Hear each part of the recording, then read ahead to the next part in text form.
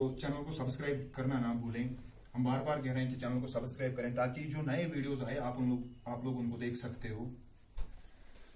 हम स्टार्ट करने वाले हैं लाइट का जो सेकंड टॉपिक है, दैट इज नेचर।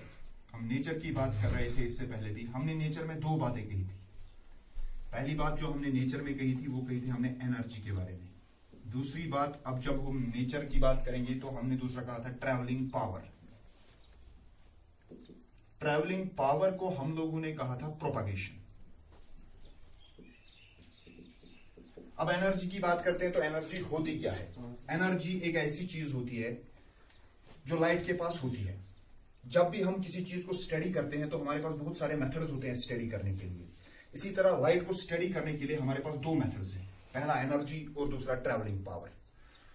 अब हम देखते हैं कि जो लाइट के पास एनर्जी होती है, क्योंकि जिस चीज के पास एनर्जी होती है उसके पास मास होती है, उसके पास वेलोसिटी होती है, तब जाके उसके पास एनर्जी होती है और वो एनर्जी दूसरों में ट्रांसमिट कर सकता है। सिमिलरली लाइट के पास भी यही प्रॉपर्टीज हैं। लाइट अपनी एनर्जी दूसरों में ट्रांसमिट कर सकती है। तो एनर्जी मैंने दो तरह की कही थी। एक एनर्जी हम वेव्स की फॉर्म में रिप्रेजेंट करते हैं और एक एनर्जी हम स्ट्रेट लाइन की फॉर्म में रिप्रेजेंट करते हैं। जो एनर्जी हम वेव्स की फॉर्म में रिप्रेजेंट करते हैं वो हम वेव ऑप्टिक्स में पढ़ेंगे, और जो एनर्जी हम स्ट्रेट लाइन की फॉर्म में रिप्रेजेंट करते हैं वो हम रे ऑप्टिक्स में पढ़ेंगे। क्योंकि ऑप्टिक्स ब्रांच ऑफ फिजिक्स है जो डील करती है with the study of light, deals with the study of light, that is optics, branch of physics which deals with the study of light. So हमारे पास optics की दो branches हो गई, एक हो गई वेव ऑप्टिक्स और दूसरी हो गई रे ऑप्टिक्स। अब हम आगे बात करते हैं ट्रैवलिंग पावर की। मैंने कहा था कि लाइट जो है यहाँ पे 10th क्लास में जो हमें पढ़नी है वो पढ़नी है हमें कि लाइट ट्रैवल करती है स्ट्रेट लाइन में। हमने न्यूटन के एक्सपेरिमेंट की बात की थी कि 3 सिलिंडर्स उसने ली, उनमें एक होल कर दिया, पिन होल, तो लाइट स्ट्रेट चल रही थी। तीनों पिन होल्स में से लाइट स्ट्रेट चल रही थी। अब हम आगे बात करेंगे ऑप्टिक्स में से पहला बात सोर्स। सोर्स क्या होता है?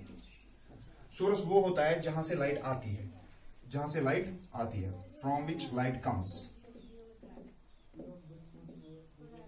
From which light comes. जब सोर्स से लाइट आती है, लाइट एनर्जी का एक फॉर्म होता है, तो दो तरीके से आएगी, या वेव्स की फॉर्म में आएगी या स्ट्रेट लाइन की फॉर्म में आएगी। हमारे पास सोर्सेज दो तरह के होते हैं, ल्यूमिनस और नॉन ल्यूमिनस। ल्यूमिनस वो वाली होती है जिनकी ओन लाइट होती है, जिनकी अपनी लाइट होती है। नॉन ल्यूमिनस वो होती है जिनकी ओन लाइट नहीं हो, नॉट देयर ओन लाइट, जिनके पास अपनी ओन लाइट नहीं हो। ये सोर्स की बात हो गई यहां तक। पहले हमने नेचर के बारे में कहा कि एनर्जी और ट्रैवलिंग पावर होता है, यानी प्रोपगेशन होता है। लाइट प्रोपगेट स्ट्रेट लाइन में करती है। तो फिर हमने एनर्जी को दो हिस्सों में डिवाइड किया, वेव और स्ट्रेट लाइन में। वेव को हमने कहा हम वेव ऑप्टिक्स में पढ़ेंगे और स्ट्रेट लाइन को हमने कहा रे ऑप्टिक्स में पढ़ेंगे। ऑप्टिक्स वो ब्रांच होती है जो डील करती है स्टडी ऑफ लाइट के साथ। फिर हमने सोर्स की बात की, हमने कहा सोर्स दो तरह का होता है, एक होता है ल्यूमिनस और दूसरा होता है नॉन ल्यूमिनस। अब हम आगे बात करेंगे रे ऑफ लाइट की। रे ऑफ लाइट कौन सी चीज होती है? अगर हम देखेंगे, अगर एक खिड़की हम खोलते हैं घर में तो रेज ऑफ लाइट एंटर हो जाती है रूम में। एक रे ऑफ लाइट एंटर नहीं होती है, बहुत सारी रेज ऑफ लाइट एंटर होती है। जैसे इस बोर्ड पे इस वक्त लाइट पड़ रही है तो सारा बोर्ड दिखाई दे रहा है, आधा बोर्ड दिखाई नहीं दे रहा है। एक ही लाइट अगर पड़ती, एक ही जगह अगर पड़ती, एक ही पॉइंट पे, तो वही एक पॉइंट दिखाई देता है। लेकिन पूरी लाइट पड़ रही है, मुझ पे पड़ रही है तो सारी लाइट पड़ रही है, मैं आपको दिखाई दे रहा हूं।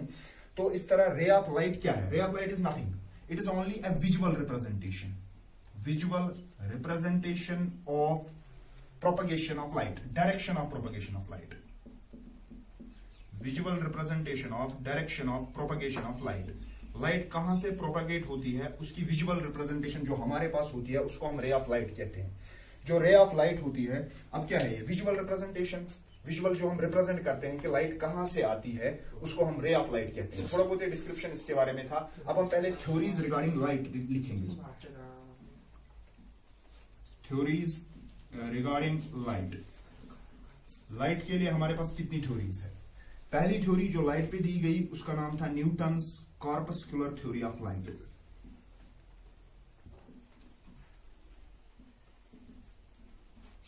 दूसरी थ्योरी जो दी गई उसका नाम था हाइगन्स वेव थ्योरी। तीसरी थ्योरी जो आई मैक्सवेल्स इलेक्ट्रोमैग्नेटिक वेव थ्योरी।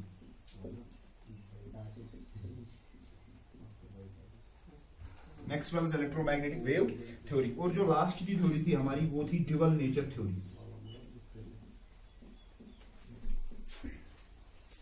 अब हम थोड़ा सा बात करते हैं Newton's corpuscular theory of light के बारे में। जो Newton's corpuscular theory of light है ये न्यूटन ने दी थी। So given by Isaac Newton. और Newton's corpuscular theory of light जो है ये क्या कहती है? ये कहती है लाइट जो है वो स्मॉल पार्टिकल्स की बनी हुई है, जो बहुत ज्यादा स्मॉल है, स्मॉल या टाइनी कह सकते हैं हम, पार्टिकल्स की बनी हुई है। उन टाइनी पार्टिकल्स को हम कॉर्पस्कुलस कह सकते हैं। जो ये कॉर्पस्कुलस होते हैं ये पैकेट्स ऑफ एनर्जी होते हैं। फिर क्योंकि न्यूटन उस टाइम डील कर रहा था मैकेनिक्स के साथ, न्यूटन सबसे ज्यादा डील मैकेनिक्स के साथ ही होती है न्यूटन की, तो उसने मैकेनिक्स में वो पार्टिकल्स के साथ डील करता था, इसलिए उसने यहां पार्टिकल कंसेप्ट लाइट पे भी अप्लाई कर दिया कि लाइट भी पार्टिकल नेचर होगी। कैसे उसने कंसेप्ट अप्लाई कर दिया? जैसे हम एक कैरम बोर्ड लेते हैं, जब कैरम बोर्ड के स्ट्राइकर को हम स्ट्राइक करते हैं तो वो आगे जाके इस वाले साइड पे लग जाता है, फिर वापस आता है। तो उसने ऐसे ही कहा कि जब लाइट चलेगी एज अ पार्टिकल तो वो कहीं पे स्ट्राइक करेगी, वहां से वो वापस आ जाएगी। उसका नाम उसने रिफ्लेक्शन दे दिया कि लाइट रिफ्लेक्ट होके वापस आ जाएगी। सो हमें ये मालूम हुआ यहाँ पे कि जो Newton's corpuscular theory of light है, Newton's corpuscular theory of light ये बताती है कि जो लाइट है ये छोटे छोटे पार्टिकल्स की बनी होती है, उन पार्टिकल्स को हम कॉर्पस्कुलस कहते हैं। अब न्यूटन ने एक्सप्लेन कैसे कर लिया ये रिफ्लेक्शन इस कॉर्पस्कुलर थ्योरी के जरिए? न्यूटन ने कहा जो ही लाइट कॉर्पस्कुलस की फॉर्म में आती है, पार्टिकल्स की फॉर्म में आती है, जब वो पार्टिकल्स किसी सरफेस को स्ट्राइक करते हैं तो वहां पे रिफ्लेक्शन पैदा हो जाता है, वहां पे रिपल्शन पैदा हो जाता है। रिपल्शन कैसे पैदा हो जाता है? इन पार्टिकल्स और इस सरफेस के बीच में रिपल्शन पैदा हो जाता है और ये लाइट वापस चली जाती है। तो इसको उसने नाम दिया रिफ्लेक्शन। न्यूटन ने इसका नाम क्या रखा? रिफ्लेक्शन। ये थ्योरी अब ज्यादा काम की नहीं है क्योंकि आज के जमाने में जो थ्योरी चलती है वो ड्यूअल नेचर थ्योरी चलती है। हाइगन्स वेव थ्योरी तो पता ही है, ये 12th में हम डिस्कस करेंगे आगे। हाइगन्स वेव थ्योरी क्या बताती है कि लाइट जो है वो वेव्स की फॉर्म में चलती है, लाइट पार्टिकल्स की फॉर्म में नहीं चलती है बल्कि वेव्स की फॉर्म में चलती है। फिर Maxwell's electromagnetic wave theory. Electromagnetic wave मैंने आपको बता दिया है ये ट्रैवलिंग वेव्स होती हैं इलेक्ट्रिक फील्ड की और मैग्नेटिक फील्ड की। अगर हम मैक्सवेल्स इलेक्ट्रोमैग्नेटिक वेव थ्योरी की बात करेंगे तो इलेक्ट्रोमैग्नेटिक वेव हम पहले जानते हैं इलेक्ट्रोमैग्नेटिक वेव होती क्या है। What is electromagnetic wave? ये इलेक्ट्रोमैग्नेटिक फील्ड क्या होता है या इलेक्ट्रोमैग्नेटिक वेव क्या होता है?